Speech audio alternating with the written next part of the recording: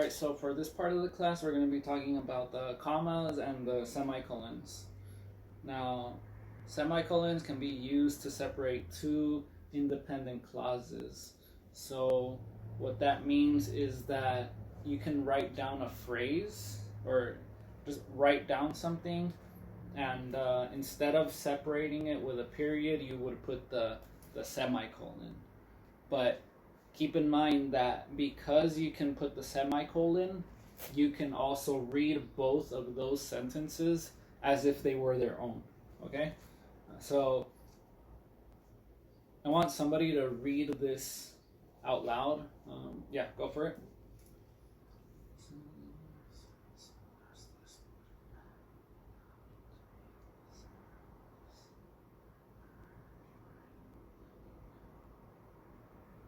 Thank you. Good job. Okay, so that was from the book Scrappy Little Nobody by Anna Kendrick. And yeah, so you notice that she uses a semicolon in that caption right there, right? So let's read both sentences individually and see if they make sense, okay? So, sadly, my sense of justice would not allow me to make this sacrifice. Instead, let's replace it with a period now. I'd rather be right than be happy.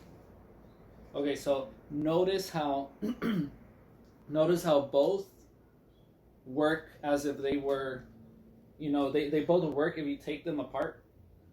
They work as their own sentences. Right in the beginning, after sadly, we see a comma. Sadly alone does not make its own sentence.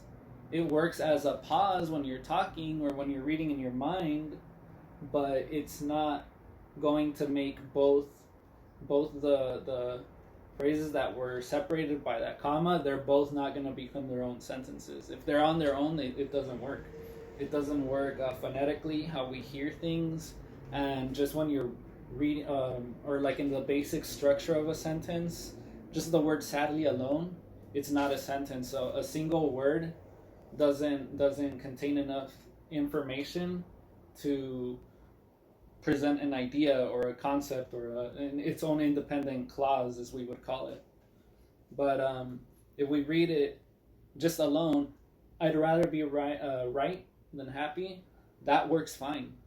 So that's something that we want to, again, the semicolon can be used to separate two independent clauses. It can be more than two. Another way that we can also use a semicolon is where it can be used to separate items where commas are being used. So when we write down Los Angeles, California, we would write it Los Angeles, comma, California, comma, CA, right? So if we were going to write another another city, so we would separate it with a semicolon. Semicolon, so Los Angeles, comma, California, semicolon, Tempe, Arizona, semicolon, Philadelphia, Pennsylvania.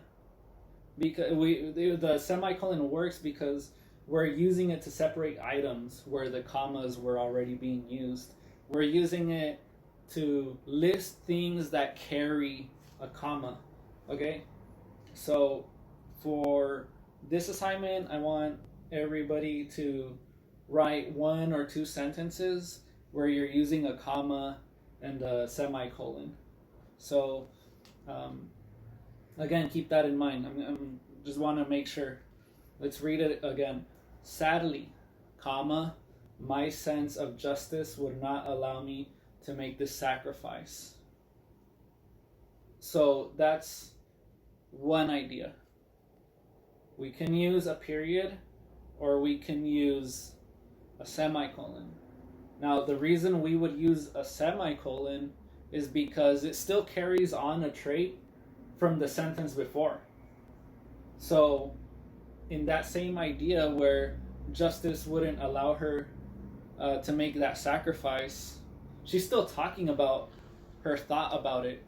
So that's where the semicolon was used, because if she would have put a period, that alone can take another direction.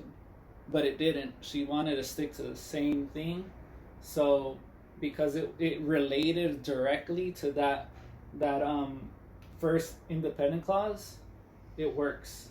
That's why you can continue with I'd rather be happy, or sorry, I'd rather be right than happy.